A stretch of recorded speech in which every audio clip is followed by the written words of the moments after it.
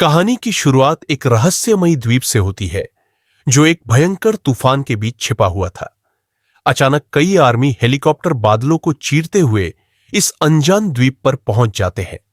सैनिक बिना किसी चेतावनी के जंगल में बम गिराना शुरू कर देते हैं, जिससे पूरा द्वीप दहल उठता है।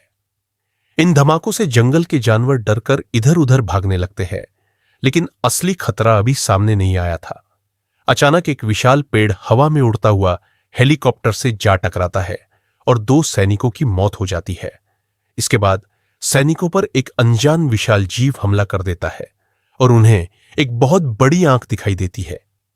असल में यह किंग कॉन्ग था, जो इस द्वीप का विशाल रक्षक था, और उसने एक हेलीकॉप्टर को अपने हाथ में पकड़ लिया। गुस्से में कॉन्ग एक सैनिक को जिंदा निगल जाता है और बाकी सैनिक डर के मारे कांपने लगते हैं। लेकिन मेजर ब्लैक पीछे हटने के बजाय अपने सैनिकों को कॉन्ग पर अंधाधुंध गोलियां चलाने का आदेश दे देता है। गोलियों का कॉन्ग पर ज्यादा असर नहीं होता और वह गुस्से में हेलीकॉप्टर पर जोरदार मुक्का मार देता है। हेलीकॉप्टर जमीन पर गिरकर पूरी तरह तबाह हो जाता है, जबकि कॉन्ग दूसरे हेलीकॉप्टर को पकड़ने की कोशिश करता है, लेकिन घूमते हुए पंखे से उसका हाथ घायल हो जाता है और दर्द के कारण वह पीछे हट जाता है। हेलीकॉप्टर नियंत्रण खोकर जंगल में गिर जाता है और कॉन्ग वहां मौजूद सैनिकों पर हमला कर देता है।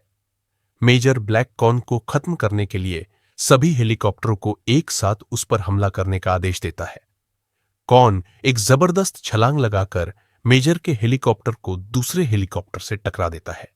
इसके बाद वह जमीन पर भाग रहे सैनिकों को कुचलता हुआ एक एक करके हेलीकॉप्टरों को कागज की तरह तोड़ने लगता है। मेजर ब्लैक किसी तरह बच जाता है, लेकिन कॉन्ग के सामने अपनी सेना की पूरी ताकत को बेकार देखकर हैरान रह जाता है। असल में यह पूरी मुसीबत मेजर की अपनी गलती थी, क्योंकि उसी के आदेश पर सेना इस रहस्यमयी स्कल आइलैंड की खोज में आई थी। वैज्ञानिकों के अनुसार स्कल आइलैंड एक विशाल तूफान के अंदर छिपा हुआ था, इसलिए मेजर ब्लैक अपनी टीम के साथ तूफान में घुस गया था।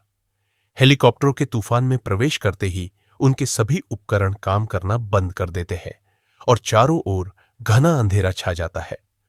फिर भी मेजर अपने सैनिकों को आगे बढ़ने का आदेश देता है और आखिरकार वे बादलों के पार एक रहस्यमयी द्वीप खोज लेते हैं।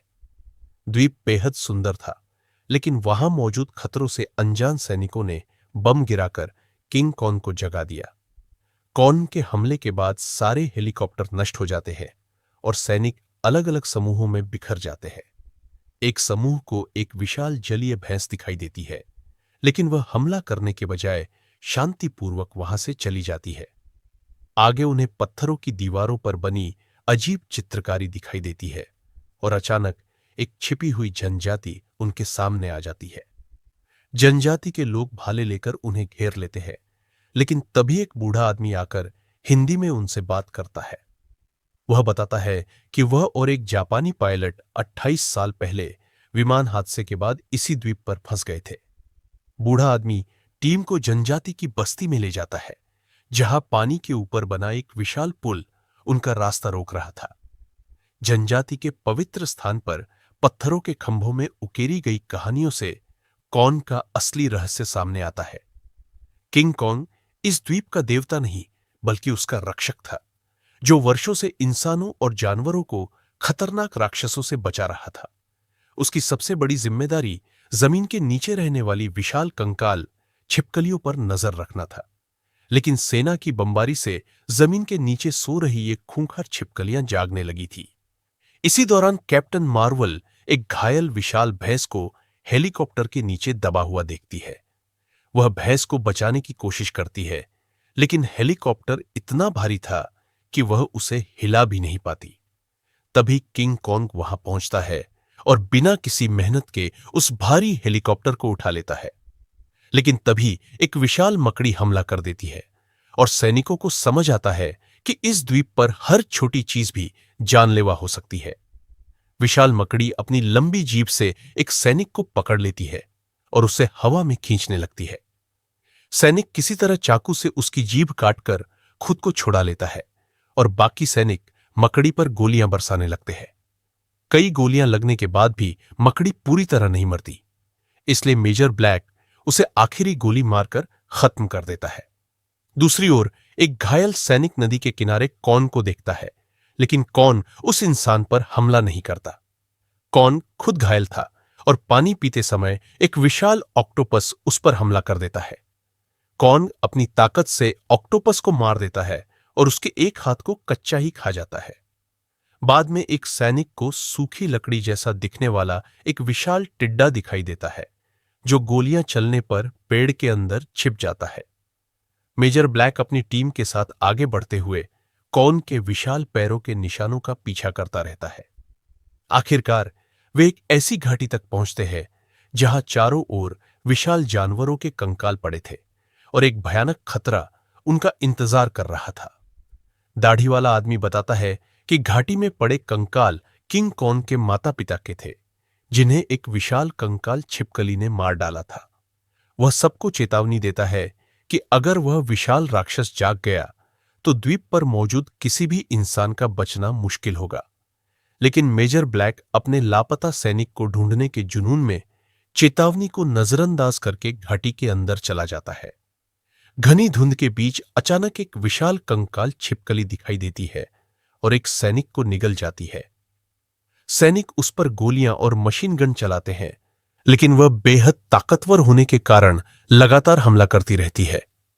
वह एक सैनिक को अपनी जीभ से पकड़कर निगल जाती है और फिर कैप्टन मार्वल को अपना अगला शिकार बना लेती है। लेकिन छिपकली फिर भी तबाही मचाती रहती है और जहरीली गैस से हालात और खराब हो जाते हैं। कैप्टन मार्वल एक लाइटर और विस्फोटक की मदद से आखिरकार उस विशाल छिपकली को आग में घेर देती है। छिपकली के मरने के बाद भी दाढ़ी वाला आदमी चेतावनी देता है कि ऐसी और भी कई भयानक छिपकलियां द्वीप पर मौजूद है। मेजर ब्लैक किंग कॉर्न को मारने के इरादे से अपनी टीम के साथ आगे बढ़ जाता है, जबकि लोकी और कैप्टन मार्वल वापस लौटने का फैसला करते हैं। मेजर कॉर्न के रास्ते में बम बिछाकर उसे आग के जाल में फंसा देता है और कॉर्न बुरी तरह घायल हो जाता है। ब्लैक को लगता है कि कॉर्न आग में जलकर मर चुका है, लेकिन तभी वह आग से बाहर निकलकर एक सैनिक को हवा में उछाल देता है। कॉर्न कमजोर होकर जमीन पर गिर जाता है और मेजर अपने सैनिकों को उसे खत्म करने का आदेश देता है। इसी समय एक 40 मीटर से भी लंबी विशाल कंकाल छिपकली झील से बाहर निकलती है और सबके होश उड़ जाते हैं। कॉर्न घायल होने के बावजूद उस राक्षस से भिड़ जाता है, लेकिन छिपकली उसकी गर्दन पकड़कर उसे बुरी तरह दबाने लगती है। कॉर्न पेड़ को लाठी की तरह इस्तेमाल करता है और छिपकली पर हमला करता है, लेकिन वह फिर भी बार बार उठकर लड़ती रहती है। एक समय छिपकली कॉर्न को जंजीरों में फंसा देती है और उसे मारने ही वाली होती है। तभी इंसान मशीन गन से हमला शुरू कर देते हैं। कॉर्न जंजीरें तोड़कर आजाद हो जाता है और छिपकली के खिलाफ अंतिम लड़ाई के लिए अपनी पूरी ताकत जुटा लेता है। कॉर्न जंजीर से जुड़े विशाल पंखे को हथियार की तरह इस्तेमाल करता है और उसे पूरी ताकत से छिपकली की पीठ में घोंप देता है। इसके बाद वह उसकी गर्दन को जंजीर से बांधकर जमीन पर पटकता है और उसकी पूंछ पकड़कर उसे चट्टान से दे मारता है। लेकिन इतनी चोटों के बाद भी विशाल छिपकली फिर उठती है और कॉर्न पर दोबारा हमला कर देती है। कॉर्न एक हाथ में कैप्टन मार्वल को बचाए रखते हुए दूसरे हाथ से उस राक्षस को रोकने की कोशिश करता है। आखिरकार वह छिपकली की जीभ पकड़ लेता है और अपनी पूरी ताकत से उसे बाहर खींच देता है। इस भयंकर वार के बाद विशाल कंकाल छिपकली आखिरकार मर जाती है और कॉर्न कैप्टन मार्वल को सुरक्षित जमीन पर रख देता है। इंसान इस रहस्यमयी द्वीप से वापस चले जाते हैं और पीछे किंग कॉन्ग अकेला रह जाता है। हालांकि उसने अपना घर बचा लिया था, लेकिन इस लड़ाई में वह बुरी तरह घायल हो चुका था। फिर भी कॉन्ग चुपचाप इस द्वीप की रक्षा करता रहता है, क्योंकि वह सिर्फ एक विशाल राक्षस नहीं बल्कि स्कल आइलैंड का असली रक्षक था।